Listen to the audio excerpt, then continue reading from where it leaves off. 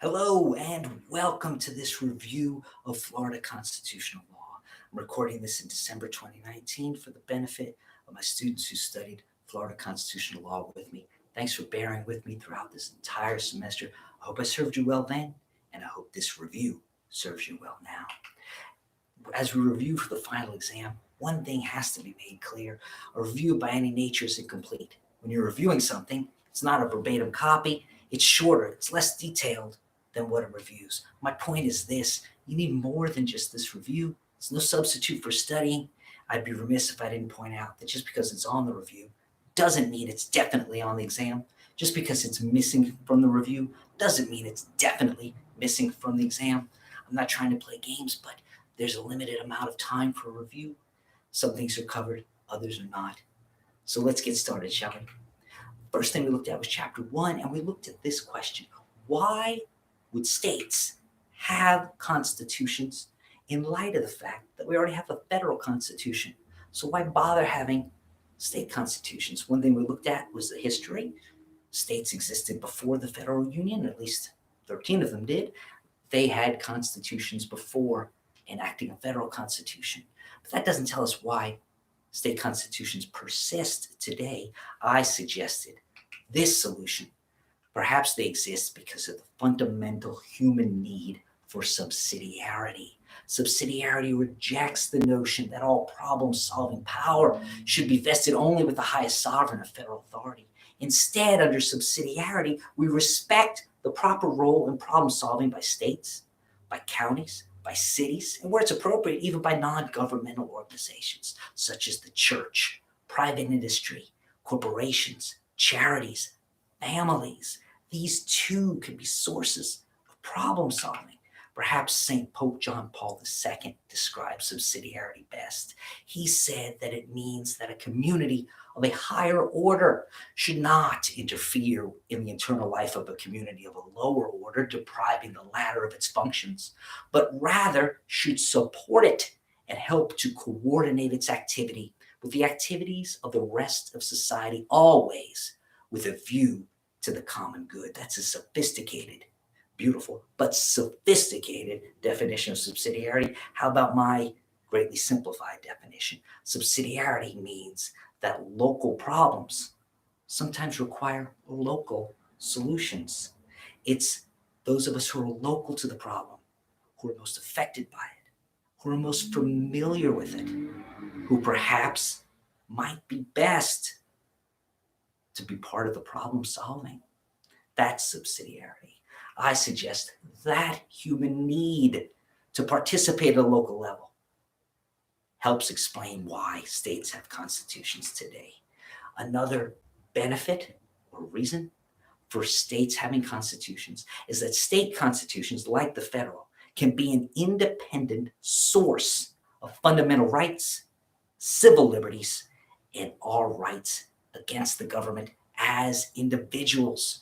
We discussed this Harvard Law Review article, which summarized prior case law, which talked about the idea of a laboratory of democracy. What does that term describe? The laboratory democracy describes a situation where, on a state-by-state basis, each state respects and grants the full panoply of federal constitutional rights and federal rights under federal law. But those federal rights become the floor, the bare minimum granted to all citizens of the state, without denying any of the full panoply of federal rights. The laboratory democracy suggests that the state constitution can experiment with granting the citizens of that state new or greater rights without ever sinking below the floor of the full panoply of federal rights. By so doing, we have what we might call a laboratory of democracy, where states can experiment with citizens having even greater rights than the nation as a whole, with that safety net in place of the supremacy of the federal constitution, always protecting the citizens of every state, regardless of what its laboratory of democracy might be experimenting with. How can that work? Well, it can work in part because we never deny the full panoply of federal constitutional rights.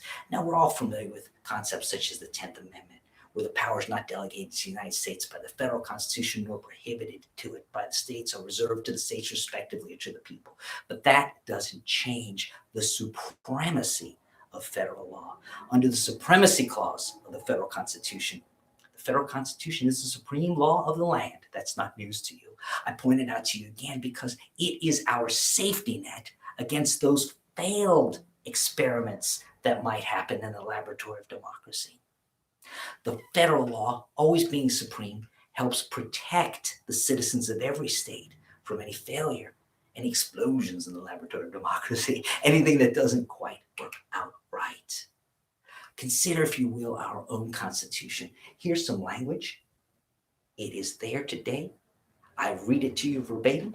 Inasmuch as marriage is the legal union of only one man and one woman as husband and wife, no other legal union that is treated as marriage or the substantial equivalent thereof shall be valid or recognized. Am I making that up? No, I'm just reading it to you, reading it from Article 1, Section 27 of Florida's Constitution, which, as we record this in December 2019, is how it reads today. Does that mean that same-sex marriage is null or void or not recognized or not legally valid within the state of Florida? No, it does not.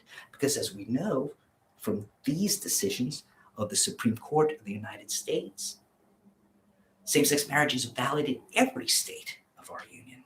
So what's this an example of? This is an example of federal supremacy. This is an example of the fact that a state constitution, some of its language on the face of the state's constitution, can itself be unconstitutional. Can a constitution be unconstitutional? If it's a state constitution and the language in it is violative of federal law and federal rights as interpreted, for example, by the Supreme Court of the United States, by interpreting the text of the federal Constitution, then the state constitution's language itself can be unconstitutional. That's how the Supremacy Clause works. That is a basic tenet of federalism and federal law. So then how can a state have its own independent jurisprudence under its state constitution if the federal is always supreme? We've studied federal constitutional law, and for the most part, the study of federal constitutional law in law school is the study of the Supreme Court of the United States decisions. Can the study of state constitutional law be the study of state constitutional opinions from the state's highest court? We looked for a source in federal law that would allow this to happen. And although some of these sources provide us with limited instances, none of them are a broad grant of power to states to develop its own state constitutional law jurisprudence.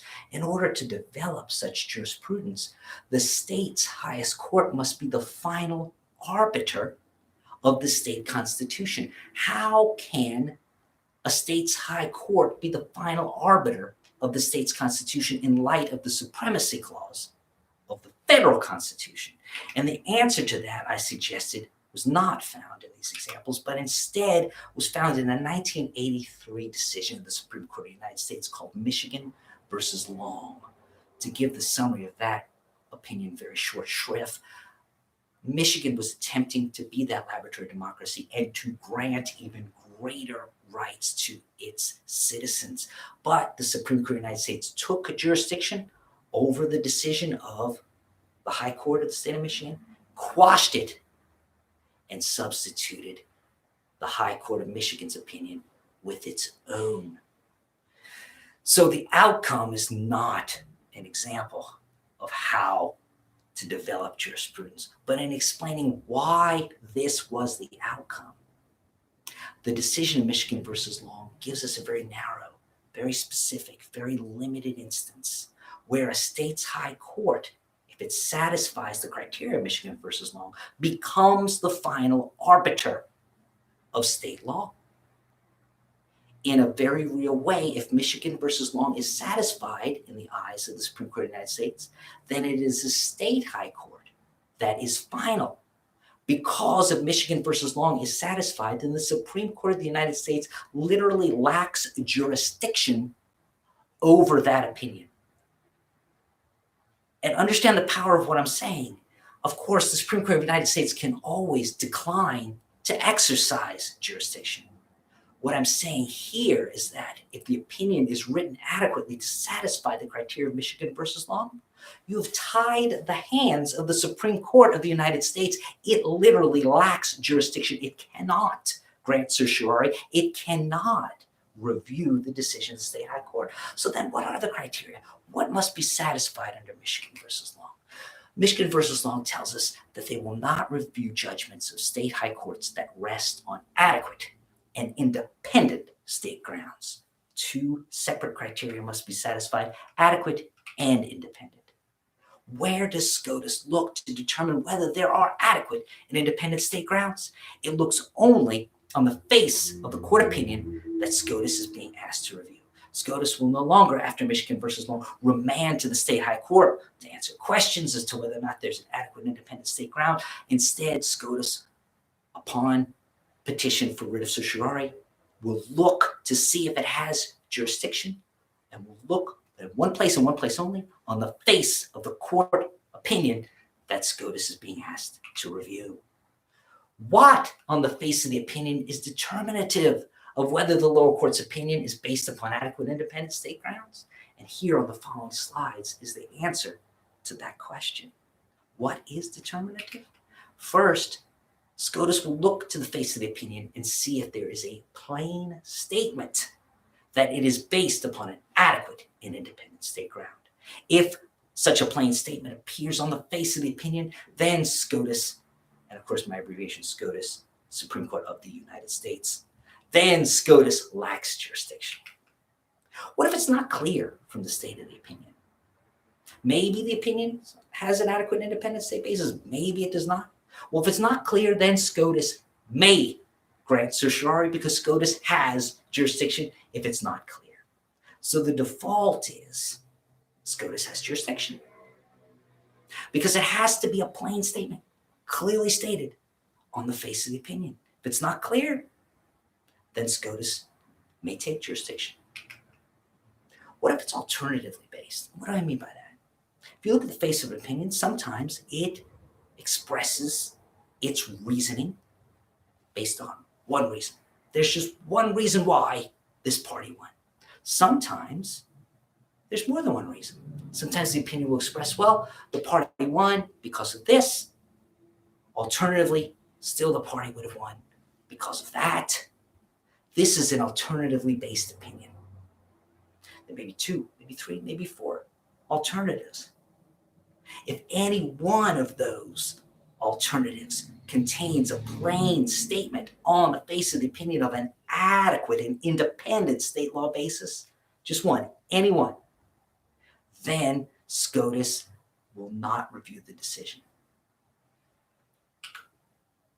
We talked about how after Michigan versus Long, there was an explosion, if you will, of state constitutional law jurisprudence. Suddenly, states were able to develop their own independent state law jurisprudence by following the dictates of Michigan versus Long. And when they did so in one of three ways. Sometimes states took a dual reliance. When they were faced with a constitutional question, they looked at both the federal constitution and the state constitution to answer whether there was such a constitutional right. Some states took a primacy approach. They looked first to the face of their own constitution. Only if the state constitution did not answer the constitutional question posed did those states then turn to the federal constitution for an answer. The opposite was the supplemental approach, where some states continued to look first and foremost to the federal constitution. Only if it left the question unanswered did it then turn to the state constitution. There's no right or wrong way. These are just three options. The same high court may choose a different option and in a different case.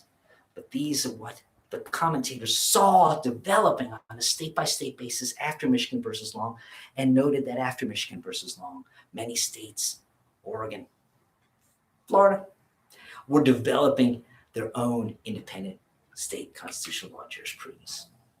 Now, if you are the lawyer staring at the face of a Florida Supreme Court opinion, deciding a constitutional argument or deciding a constitutional issue? Can you make the argument for and against the U.S. Supreme Court taking certiorari jurisdiction to review the Florida Supreme Court opinion? And of course you can because you know the holding of Michigan versus Long. You know how to argue it. So here's a brief outline of how you would do that. First, you would argue that either SCOTUS can or cannot take jurisdiction. Either it has jurisdiction or it doesn't.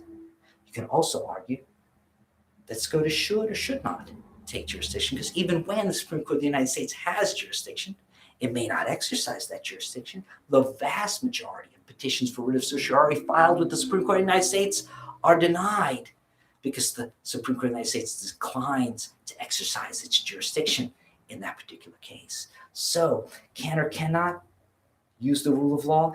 Use your adjectives, the scholar's three modes of analysis that we just talked about, to help describe the opinion. But that doesn't answer the question. What answers the question is the rule of law adequate and independent state law basis. And the policy decisions here, there can be policy issues in favor of consistent human rights. Why, if it's a fundamental human right, would it vary simply because you traveled from one state over to another? On the flip side, there are policy issues in favor of state sovereignty.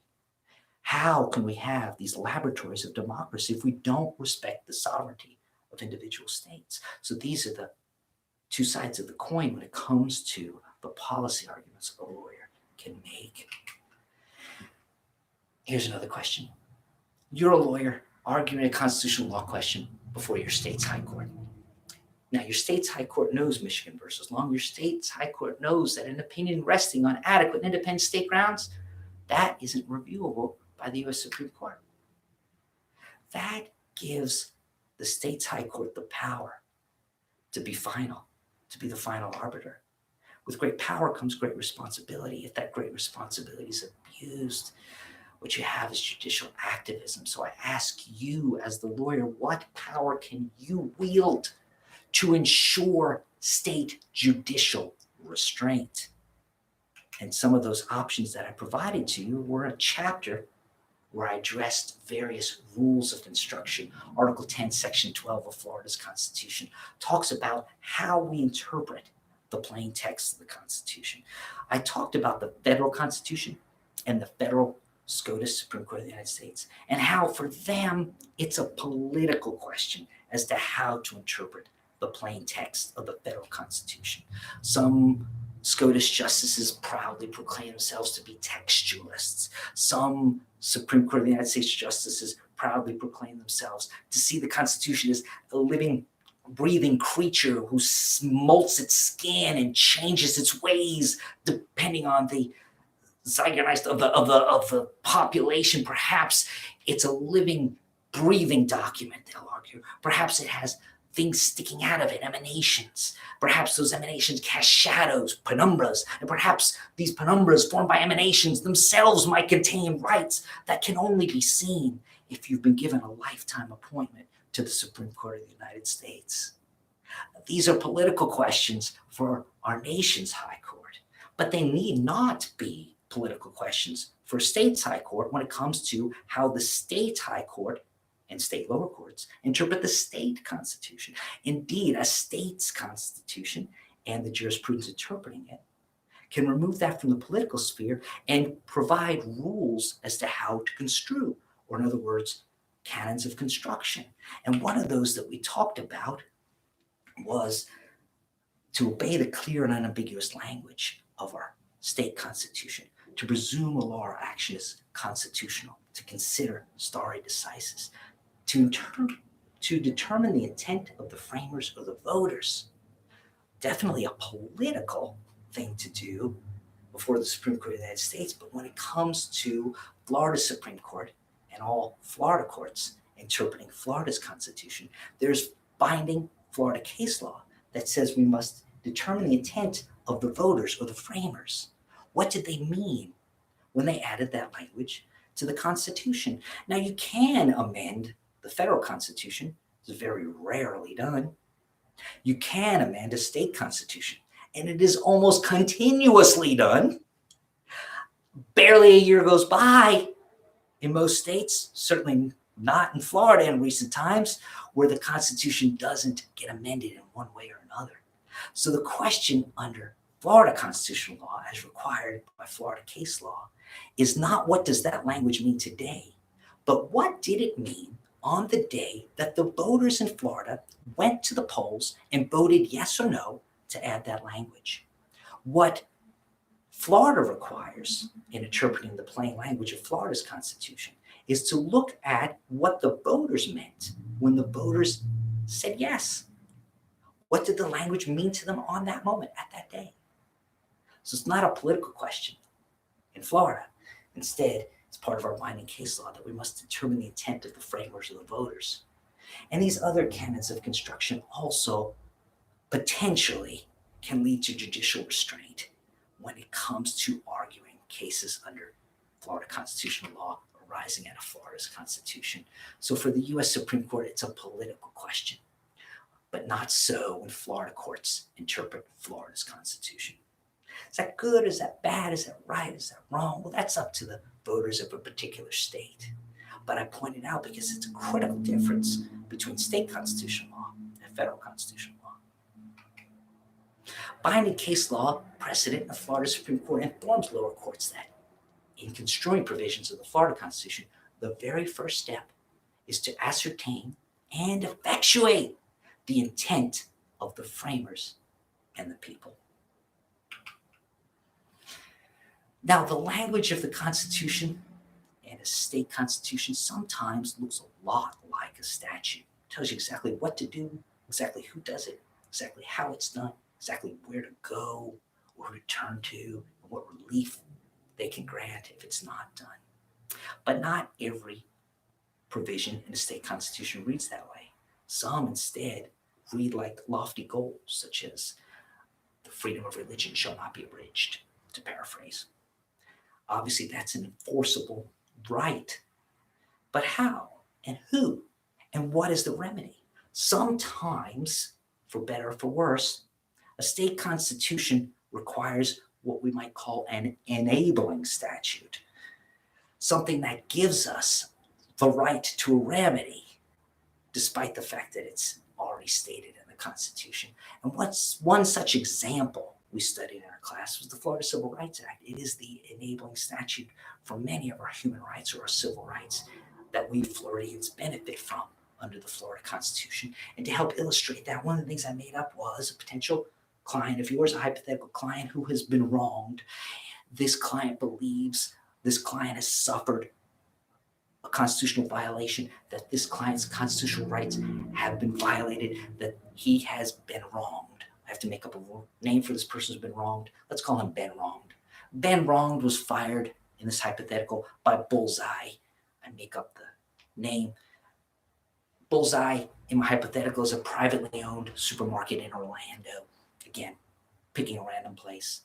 Ben believes he was fired by Bullseye because of his race. And he has certain questions that he asks you. Let's see if you can answer them. First question is, what lawsuit, writ claim, or administrative action can you file for me? And you might be tempted to say, wow, a constitutional right has been violated. I have the right to immediately go to court. You might be tempted to say that. You might even be tempted to say, I immediately can go to the highest court in the land because the Constitution has been violated. But both of those things would be wrong. You have neither the right to immediately go to court nor to immediately approach the state's highest court. What lawsuit, writ claim, or administrative action can you file for Ben when you first meet him? You could file an administrative claim. It's called a charge of discrimination. It's not a lawsuit complaint. It's not even filed in a court of law. It's filed with an agency. It's the agency's internal form. It's a pre-suit requirement. If you fail to exhaust this pre-suit requirement and instead march right off to court, you can, I dare say you will, be dismissed for failure to exhaust your pre-suit remedies. And upon that dismissal, that makes the other side the prevailing party, which entitles the prevailing party to their taxable cost. Imagine yourself picking up the phone to your hypothetical client, Ben Wronged, and explaining to him or her that you just didn't know the requirements of the law, and therefore not only has his case been dismissed, but he needs to now open his wallet and write a check to the wrongdoers for their taxable costs. You don't want to have to do that, so please understand that there are pre-suit requirements and follow them It's not as challenging as it sounds. It's an agency form. It's available on the internet. You don't need the penthouse of a skyscraper with an army of associates to satisfy this requirement. You can be at your local coffee house with an internet connection and download the form and fill it out properly. You can do this. Don't find it foreboding. Just understand that it exists and satisfy it.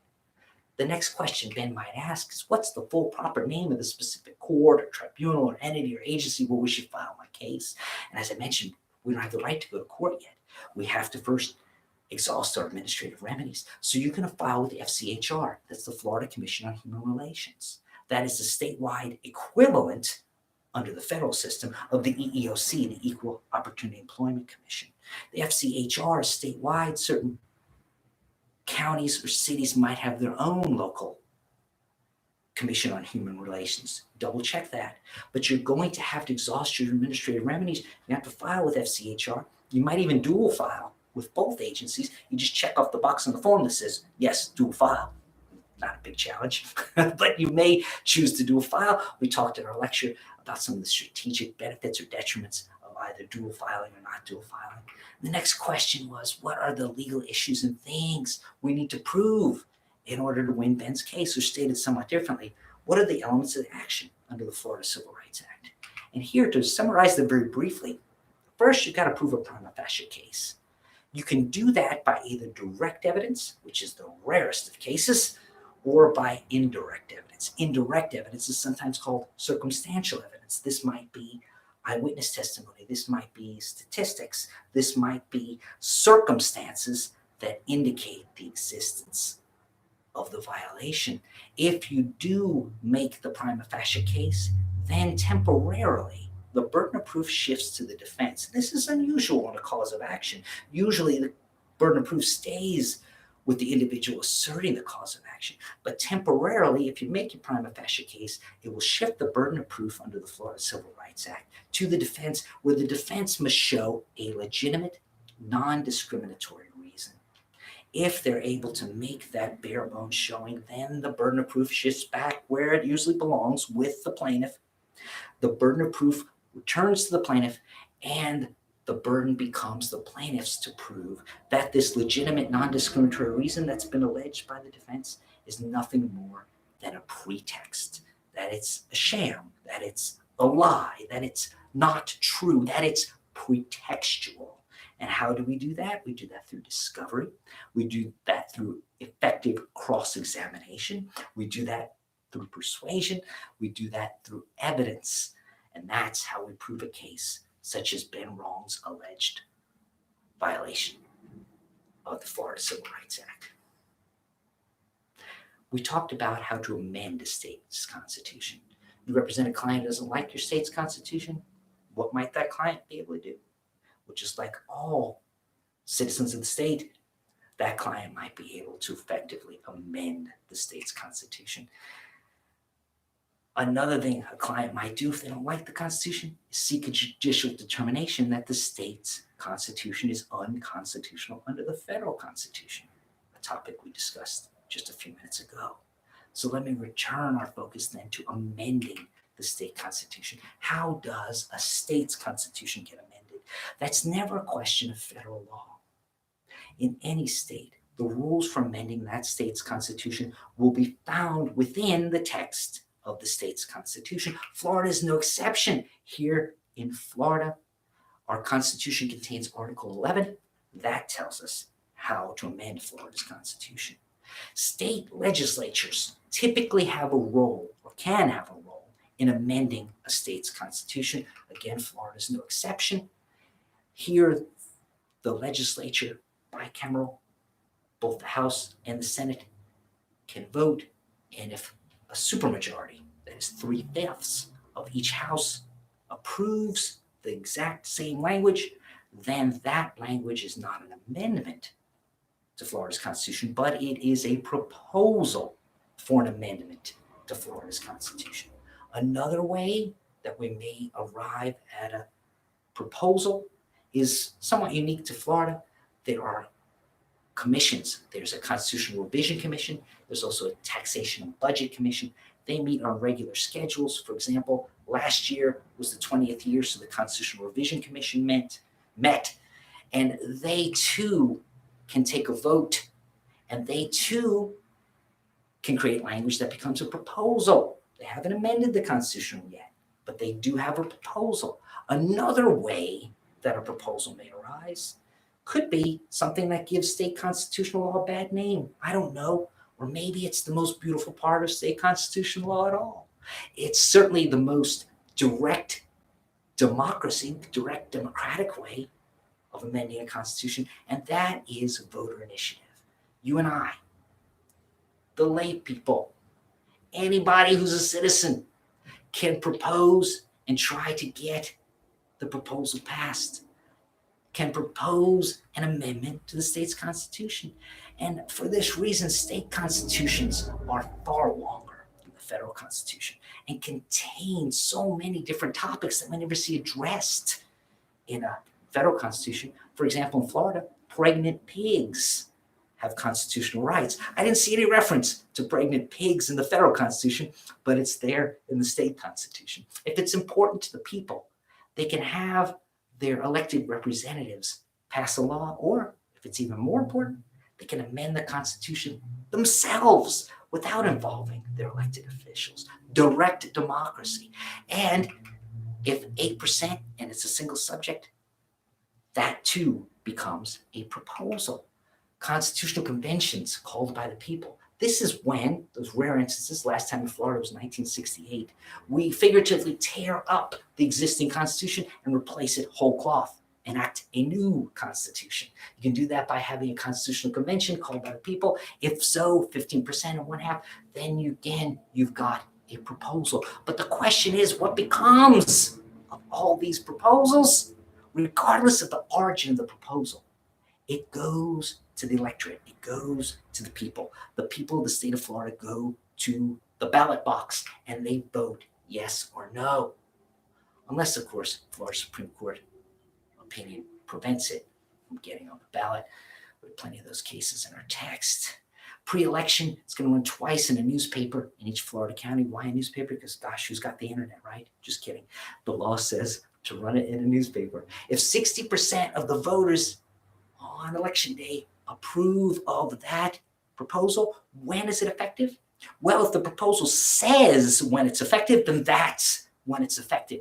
If it doesn't say when it's effective, then on the first Tuesday after the first Monday in the January after the election, that's when it's effective. You knew that. I didn't have to tell you. All right. So that's how we go about amending a state constitution. The rules appear within it. So the legislature's involved. There can be various commissions, voter initiatives, constitutional conventions. Either way, these proposals get voted on by the people.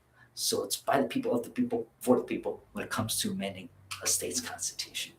Now, you represent that client who doesn't like the state's constitution. You've tried every way to amend it. You couldn't get it amended. What else can you do? You're a lawyer. Litigate. Remember, you can prove that a part or some language or provision of the state's constitution is unconstitutional, where could violate the federal constitution. But you've got to meet pleading requirements, and you've got to meet your burden of proof. And that's why we studied pleading requirements under Florida's constitution. Some of them we discovered, studied are here. Exhausting your pre-suit requirements. We just talked about that in great length. Don't forget the ethics of the matter. Don't forget the costs. Consider your amicus. They might get involved. Is that good? Is that bad? How do you prevent it? We talked about such things. Involve the proper parties. Cite to the constitutional authority. Meet that case or controversy requirement. Choose between damages or declaratory relief, or an alternative, both. But don't forget, you're going to have to choose. Again, you might choose both. You're going to have to choose whether to attack facially or as applied. What was meant by that? Well, on its face, generally speaking, is the more difficult case. I'm not saying either type of litigation is easy, but if, relatively speaking, if I compare with a facial attack versus an as applied attack, on its face, generally speaking, is the more difficult case, because here you're arguing that that language is unconstitutional as to any and all individuals, and when applied to any and all circumstances, that it's unconstitutional on its face. That's the harder case to prove. It's your burden to prove that regardless of the circumstances, it's unconstitutional. because you have such a high burden, if the defense comes forward with a single instance, just one instance, where it's constitutional, then you as the plaintiff lose. And I like to use hyperbole to illustrate this point. Imagine, if you will, you're the plaintiff and you've got 60 days of trial, and your case in chief was 59 days out of those 60, and 10 witnesses a day for 59 days, all proved beyond a doubt that they were affected and their constitutional rights were violated by this constitutional provision, by what you're trying to attack. And then on day 60, the defense puts forward a single witness and a single instance where this particular law can be applied without violating the Constitution. This is hyperbole, but it illustrates that you would lose. You had 59 days of 10 witnesses. They had 1 day of one witness. But you would lose because it's your burden to prove as to any and all, and in all circumstances, it violates constitutional rights, and you would have failed. But if instead you succeeded, then look at the prize, look at the relief. The relief is that the statute in effect is nullified. Insofar, it can't be applied to anyone, anywhere. There's no magic eraser that flies around the state pulling law books off the shelf and erasing the unconstitutional parts. But if there were such a magic eraser and you had won your facial attack, then the magic eraser would fly around erasing that statute. Again, hyperbole. My point is this: if you win the battle on its face, you have nullified, you have erased, you have done away with that statute. It no longer can be applied to anyone in any circumstances. Compare that instead to arguing that it's unconstitutional as applied. Generally, relatively speaking, again, it's not an easy battle, but it's easier than winning a facial attack. Why is it easier? Because you're arguing that it's unconstitutional as applied to your client, as applied to this plaintiff of yours in this circumstance of yours. And that's all you're arguing. If you want, you could argue that it's for this client of yours and all similarly situated clients. But in any event, you're not arguing that it's always unconstitutional and that it's unconstitutional to anyone and everyone. You're just arguing as applied, it is unconstitutional. Here, your burden is to prove that as applied to this circumstance, for the here and now of this individual you're representing and these unique circumstances of him or her, that the constitutional rights of your client have been violated. So the defense, if it can prove that others didn't suffer any constitutional violation when this law was applied, that's insufficient. Indeed, you may even be able to successfully argue that that proof is irrelevant. It shouldn't even be admitted into evidence. Again, let me turn to hyperbole. It was you in the 60-day trial that put on a single witness on a single day. And the defense then used the other 59 days, 10 witnesses a day. Even though their 59 days of 10 witnesses were all true and accepted, they didn't overcome the proof you offered on day one. You offered one instance of a violation of constitutional right, and you argued it as applied, so you are the winner. Indeed, you may even object to the relevance of the next 59 days, and the judge might strike the testimony as irrelevant. But look at the difference in relief here. The relief, if you argue as applied, is that the statute remains applicable to all but this plaintiff, and to all except those who can prove that they are similarly situated to this plaintiff of yours that just won the as applied lawsuit claim.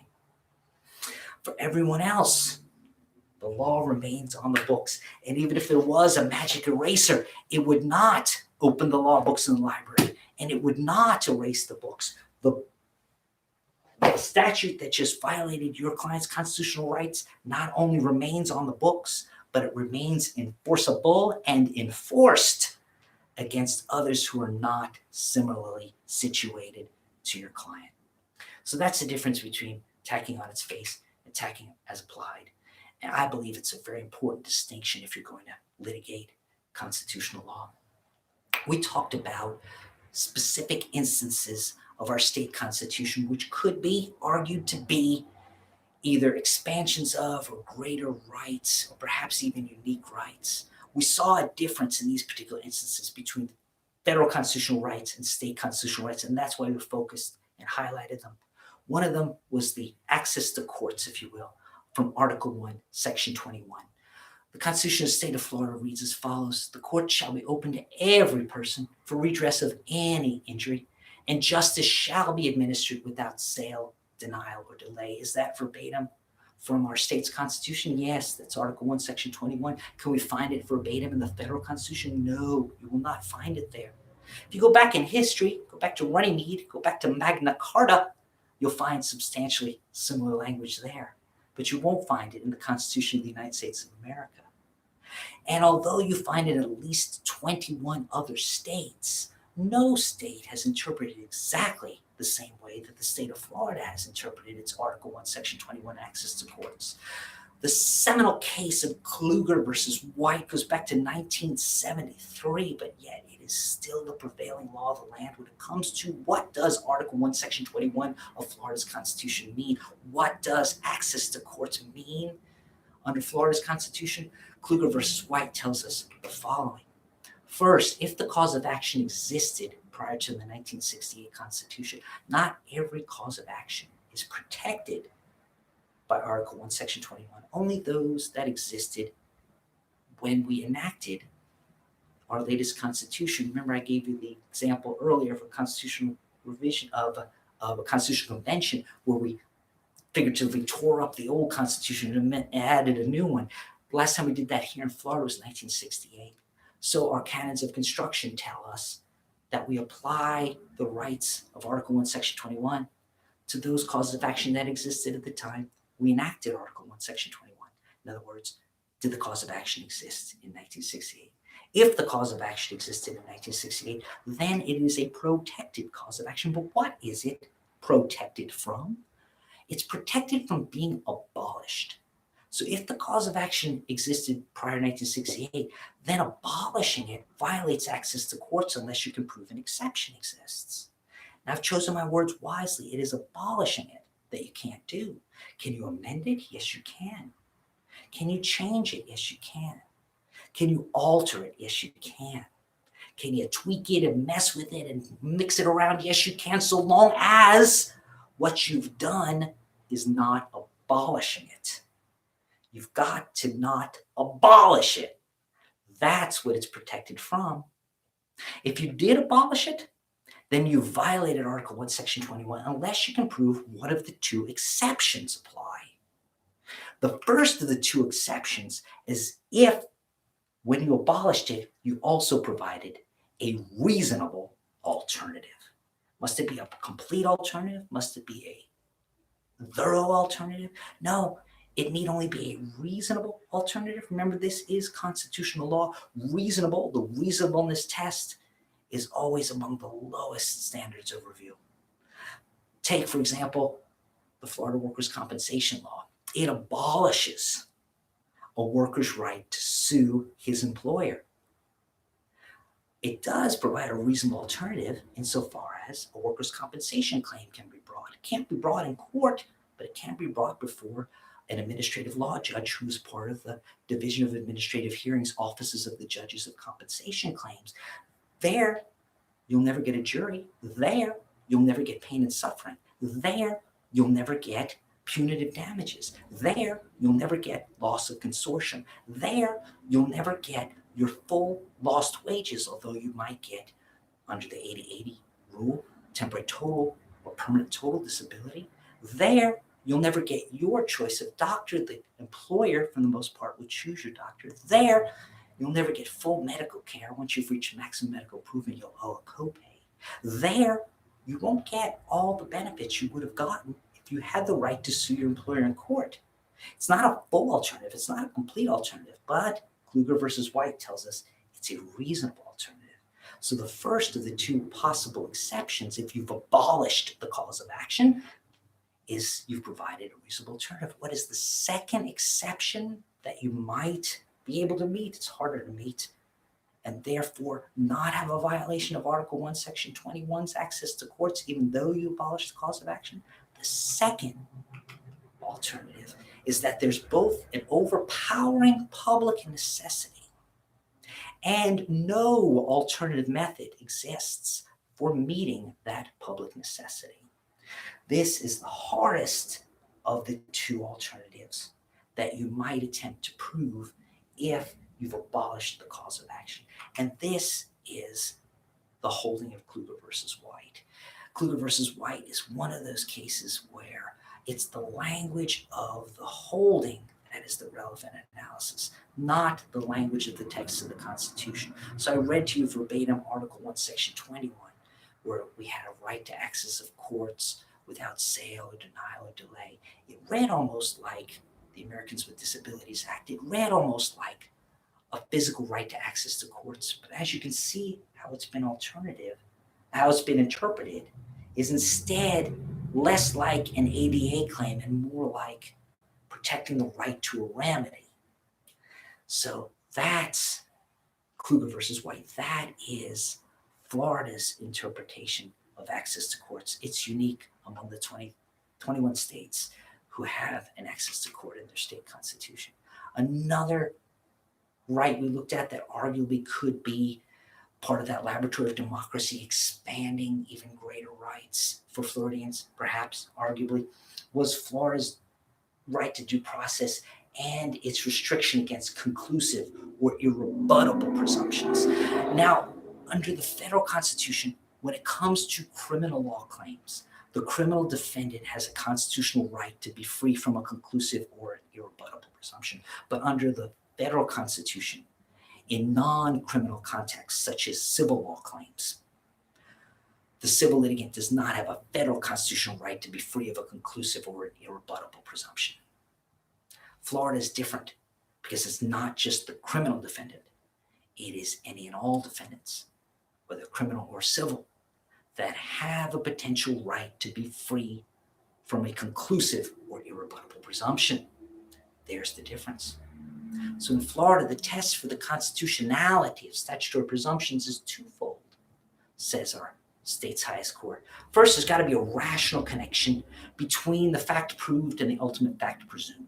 This hasn't been expressed as the rational relationship test, but if we look at the results of the cases, it's hard to argue that it's something different. But the language technically is different. We need a rational connection between the fact proved and the ultimate fact presumed. The second requirement is that there has to be a right for the litigant to rebut the resulting conclusion in a fair manner. So it's got to be a bursting bubble. It's got to be a presumption that it can overcome. It can't be a conclusive or an irrebuttable presumption. The cases we looked at both came out of the Florida Workers' Compensation Law. We looked at Hall versus Ricci America. We looked at Castellanos versus Next Door Company. Hall involved failing a drug test. And even though the drugs or the intoxication were not a cause in fact of the injury, the law required an irrebuttable presumption that you must deny any and all workers' compensation benefits, unconstitutional under Florida's Constitution. Likewise, the workers' compensation law attempted to simplify the calculation of the employer-paid attorney fees owed to the injured worker who prevailed against the employer's defense by stating that it was always a percentage of the benefits obtained. Unconstitutional, said Florida Supreme Court in Castellanos versus Next Door Company. Each is presented as an example of this conclusive or irrebuttable presumption under Florida's right to due process. We also talked about Florida's right to privacy. Under the federal Constitution, is there a right to privacy? Yes, it came out of those penumbras formed by emanations of that living Constitution that's running around like a puppy dog is alive. I guess it's just a living, breathing piece of paper. In Florida, however, the people amended the Constitution and added language creating a right to privacy. So there's the different origins of a constitutional right to privacy when it comes to federal versus Florida. Here in Florida, it says in Article 1, Section 23, every natural person, it says natural person, has the right to be let alone and free from governmental intrusion into a person's private life, except as otherwise provided herein. So, like most constitutional rights, it's not an absolute right. It is subject to exceptions. Now, does this protect Floridians from violations by the government? By their neighbors? Or by both? And the answer is from violations by the government. Florida's right to privacy we saw in action in Winfield versus Division of Parimutuel. This is the case where the Division of Parimutuel was auditing the gambling facility, but one of the gamers didn't want what they considered to be their private information to be shared. Ultimately, the outcome of the case was that the Division of Parimutuel had the right to do its statutory duty and to perform the audit. But in so holding, we did find these important takeaways. First, the standard of review is that a fundamental right shifts the burden to the state to justify a compelling state interest has been advanced through the least intrusive means. No surprises there, right? You remember that from federal constitutional law. But what we also found here, and this hasn't yet been acknowledged, if it ever will be, to be part of the penumbras formed by emanations that created the federal constitutional right to privacy. Here, under the state constitution, there is a right to financial privacy. Now, I'm not saying there aren't banking laws in the U.S. Code, that there aren't in the Code of Federal Regulations, things that keep financial information private. Of course, those things exist, but I'm talking about a textual basis. I'm talking about the Constitution itself. The federal Constitution and its text has not been interpreted by SCOTUS to date to create a federal right to financial privacy, but the state of Florida Constitution has been interpreted by Florida's High Court to create such a right. So I point out that difference there. We also studied City of North Miami versus Kurtz. This was an old case. For those of you who remember a world where folks used to smoke, you would go to a restaurant and they would ask, how many in your party, smoking or non-smoking? You would rent a car back in this old world. They would ask you smoking or non-smoking. You would book a hotel room. They would ask you in these old days, smoking or non-smoking. In City of North Miami versus Kurtz, North Miami was self-insured for health insurance, was trying to keep its premiums low, trying to hire folks who were likely not to get sick. North Miami was asking on job applications, are you a smoker?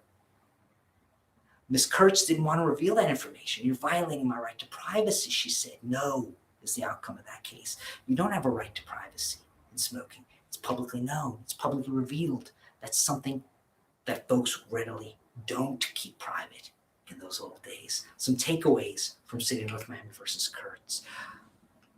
Florida Supreme Court specifically stated that Florida's privacy right provides greater protection than the federal Constitution. Also provided you with law review articles that debates the flip side of that. So you may or may not agree, but this was the plain language from the opinion. Second, Florida tells us that they analyze objective manifestations to determine whether there's a legitimate expectation of privacy under Florida's Constitution. So how do I know if I should expect privacy under Florida's Constitution?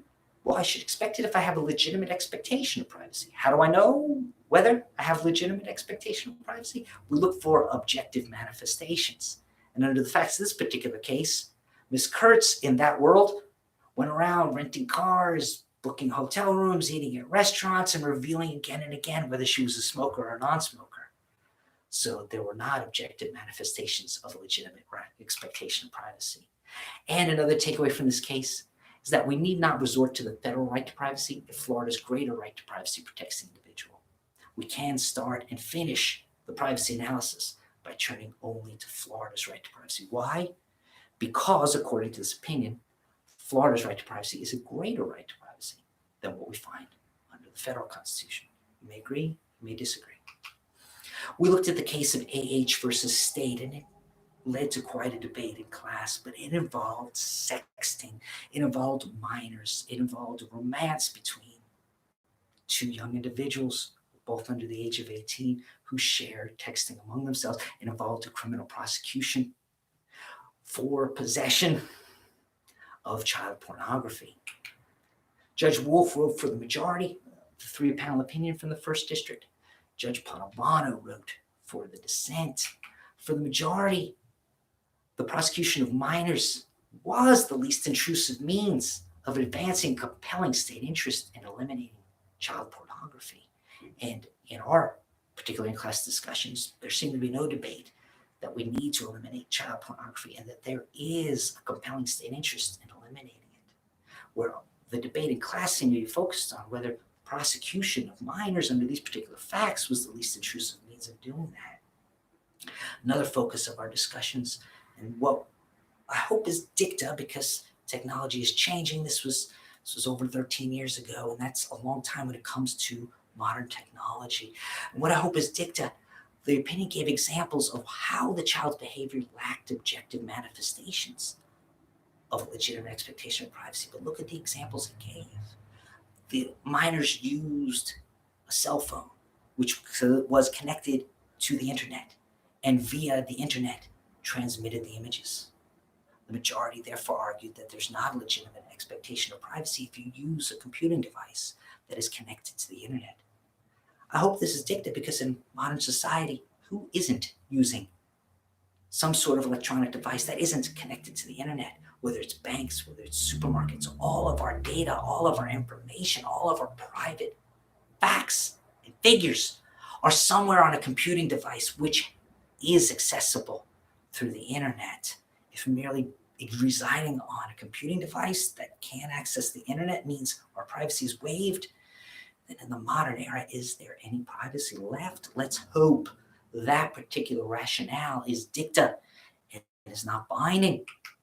Judge Padovano's dissent took issue with more than just whether this was the least intrusive means of advancing the compelling state interest. He also challenged whether the majority samples do indeed evidence a lack of a legitimate expectation of privacy. Just because you use the computer connected to the internet, argued Judge Padovano's dissent, doesn't mean that you don't have a legitimate expectation of privacy. And when it comes to that idea in the dissent, it seemed in our class discussions that all were in agreement. So the dissent highlights that the majority's analysis was objective, not subjective. But indeed, the standard is objective manifestations, is it not? Certainly an argument could be made, said the dissent, that she was foolish to expect privacy, but the expectations of a 16-year-old, says the dissent, cannot be measured by the collective wisdom of appellate judges who have no emotional connection to the event, end quote. And we had a discussion about whether we agree or disagree with that logic. Our right to privacy discussion led to a discussion of the right to privacy vis-a-vis the right to refuse medical treatment. We talked about Burton versus state of Florida, and how the test to overcome a Floridian's right to refuse medical treatment is whether the state's compelling state interest is sufficient to override the Florida constitutional right to the control of privacy of the person. If so, then the state must show that the method for pursuing that compelling state interest is narrowly tailored in the least intrusive manner to safeguard the rights of the individual. Again, sounds like the federal law standard as we know it. We also looked at Pemberton versus Tallahassee Memorial Regional Medical Center, where a pregnant woman was ultimately forced to have a cesarean section after multiple physicians concluded that the vaginal birth posed a substantial and unacceptable risk of death to her child. And although ultimately they were allowed to do that, we saw that there were some procedural rights for the pregnant woman, albeit maybe they're sufficient, maybe they're not. But at least the doctors couldn't just say, we doctors hereby overrule you, patient, and you, patient, your rights to privacy and to control medical care are hereby null and void, says us doctors. No, the doctors did have to involve the state, specifically contact the state attorney, who then would contact the judge, who then would hold, as we saw in Pemberton, a bedside evidentiary hearing at the hospital while the pregnant mother was in labor to decide whether to follow her wishes or the doctor's wishes. Unfortunately, In re Dubril tells us that this Dubril procedure does not involve a right to counsel. There's no public defender. There's no free lawyer available for the pregnant mother. So despite being in labor and arguably having her constitutional rights being violated, she's pro se. She's representing herself, unless while in labor and with just minutes to go to the unannounced evidentiary hearing who decides her fate occurs, she's able to find on the phone some lawyer who too will rush to her bedside. Probably an unrealistic expectation for most. But this is the procedure of In re Dubril. As inadequate as it is, at least it's more than just We ignore the patient and we follow the doctor. We talked about Florida's state court system and how Florida has a separate and independent courts. We had the federal courts.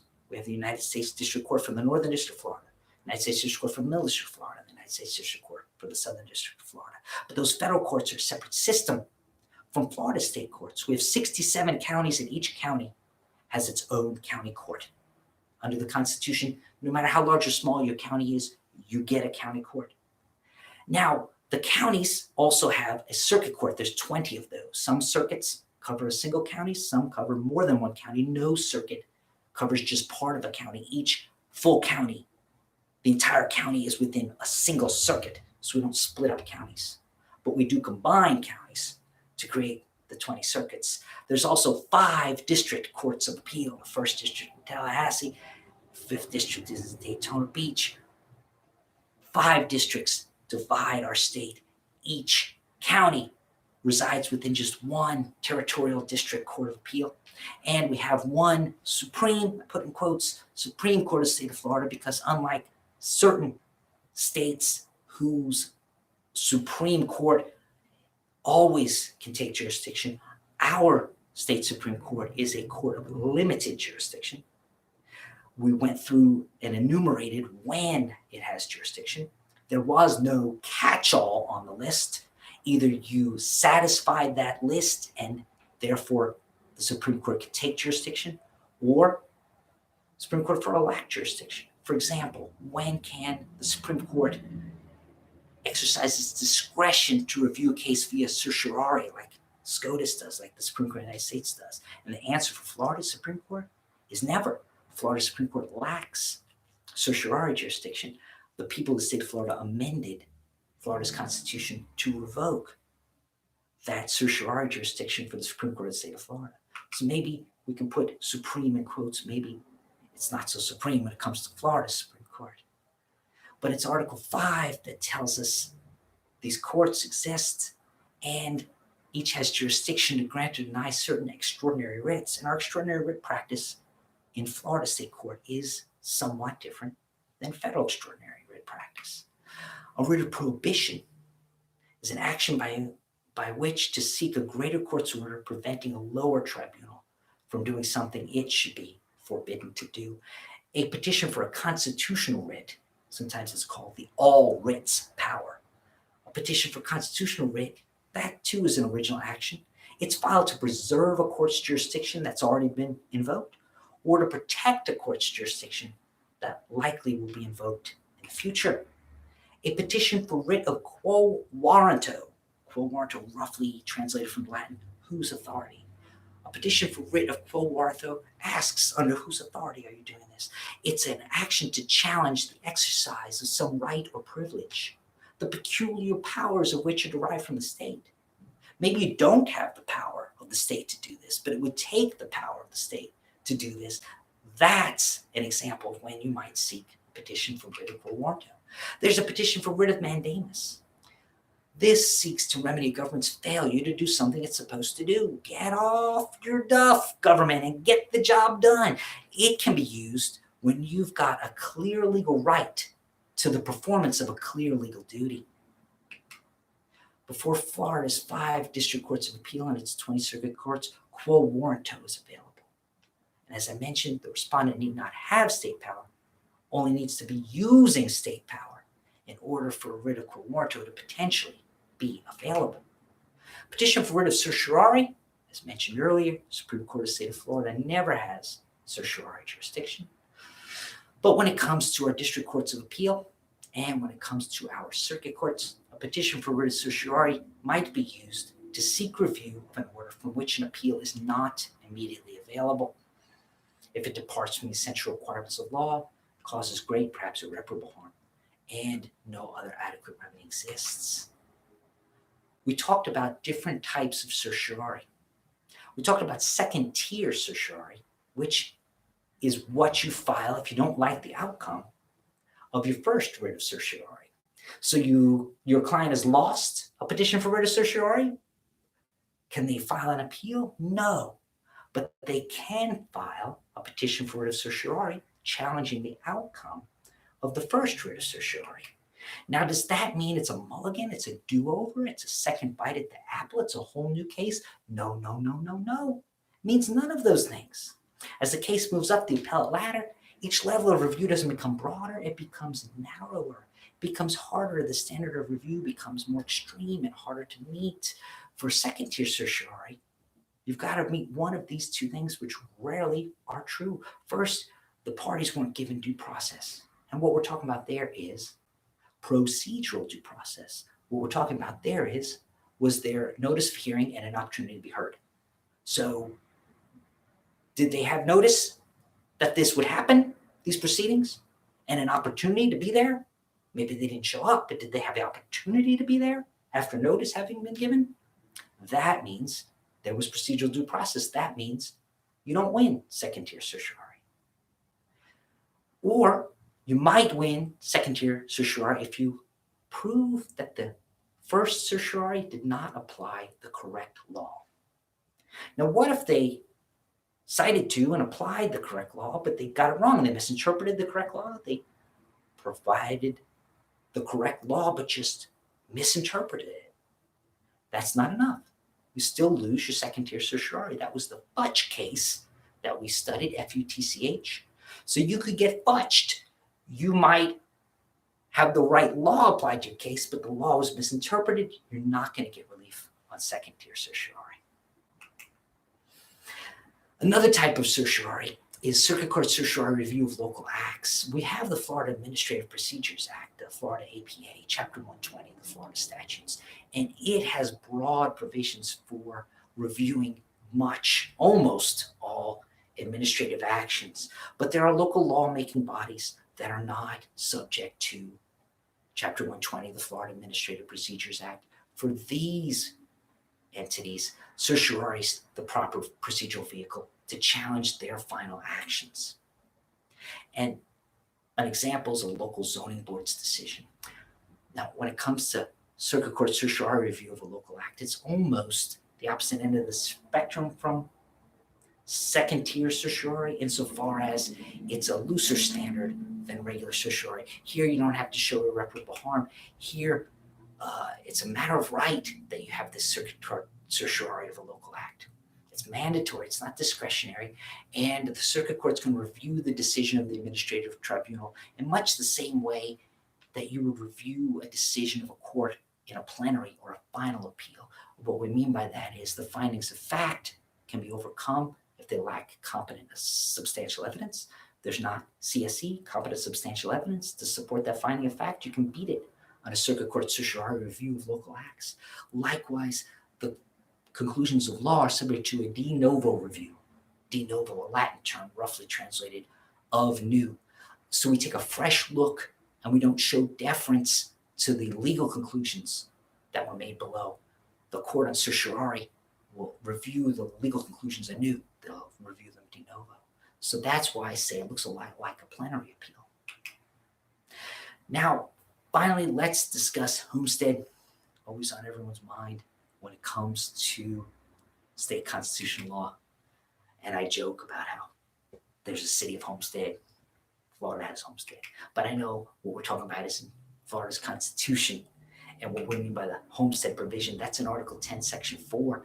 And it exempts things from forced sale.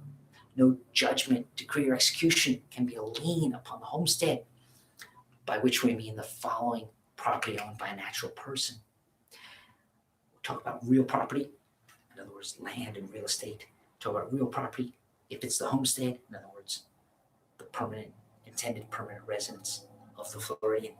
Homestead, if it's located outside a municipality, you get 160 acres of contiguous land and the improvements on it. Or if it's located within a municipality, then you get 1/2 acre.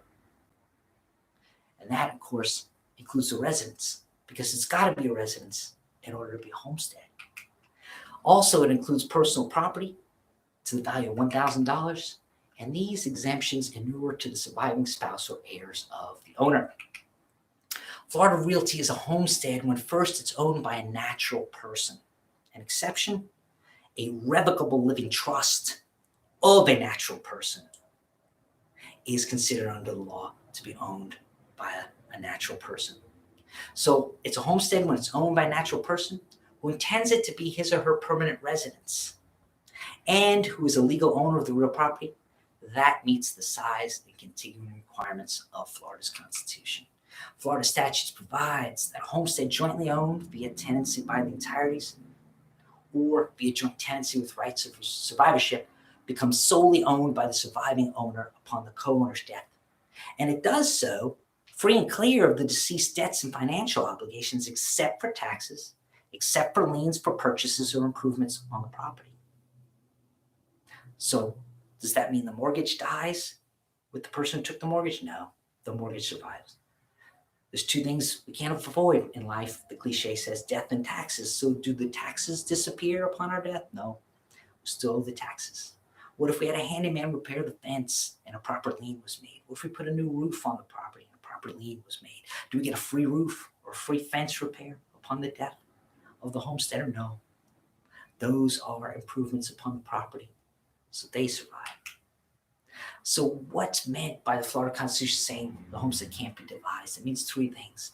First of all, the decedent's estate plan, whether that's a will or a revocability trust, that does not void or avoid homestead protection when there's a surviving child or spouse of the deceased, because it does not control the devise of the homestead when there are such survivors. The surviving spouse inherits either A or B. Inherits either A, choice of a life estate or undivided 1/2 interest if the deceased kids survive the deceased, in which case they per stirpes hold a vested remainder. Or B, if the deceased kids did not survive the deceased, then the spouse inherits homestead in fee simple unless the spouse waived that right. Third thing it means is that despite the will, trust, the estate plan, the surviving kids inherit, if there's no surviving spouse, the homestead in fee simple, and they inherit it as tenants in common. What becomes of a homestead if the deceased is not survived by a spouse and the deceased doesn't have any surviving children either? Homestead protection is lost unless the deceased estate plan divides the homestead solely to one or more of the deceased family members who fall within the class of persons categorized by Florida's intestacy statute. Sounds restrictive until you look at 732.103 Florida statutes, until you look at Florida's intestacy statute. And it's very hard to find someone on there that you're somehow related to that's not on that list. Almost everybody that you're related to shows up on that list. So it sounds restrictive, but in practice, it's not very restrictive at all. But one case I pointed out to you was Quiroga versus Citizens Property Insurance. And this was the case where the attorneys had taken the hurricane claim as a contingency case, and the insurance company, because of the lawyer's demand letter, tendered the policy limits. The attorney won and recovered. But the client said, no, I know I agreed to pay a contingency, but I'm not paying in the contingency. Give me 100% because that's my homestead money. The lawyers did what a good lawyer does when there's a fee dispute, put the money back in the trust account and filed their own declaratory action with the court, asking the court to determine who gets the money in the lawyer's trust account. The lawyer doesn't make the decision. The lawyer proactively goes to court, has the judge make the decision. And what did the judge say? Go away empty-handed, successful lawyer, give 100% to your client, and on appeal to Florida's 3rd District Court of Appeal, that decision was affirmed. That decision was correct, said Florida's 3rd District Court of Appeal, because these were the proceeds from homestead. They were protected by homestead, even though the client knowingly, willingly signed a valid contingency contract without duress. It did so willingly. The client was entitled to avoid the effects of that valid contract. The client was entitled to 100% of the proceeds because those insurance proceeds were insurance of the homestead. So Quiroga versus Citizens Property shows us that homestead isn't a question of equity. It's not a question of fairness. The result might be inequitable or unfair, which I'm sure the lawyers who won on the contingency would argue. But nevertheless, it's not a question of equity or fairness. It's a question of protecting the homestead from creditors large and small. And importantly, it's not something you can simply stick a phrase in a contract and have someone sign away their homestead rights. So that brings our discussion to an end. I've enjoyed studying Florida constitutional law with you. We've competed well, we've finished the race, and hopefully we've kept the faith and will continue to keep the faith. It's been a real blessing to get to teach this class this semester. Thanks for hanging in there with me. I wish you nothing but success in the final exam. I'm praying for your success there and your success as a lawyer. Thank you for the blessing of this class. May God bless each and every one of you. Thank you.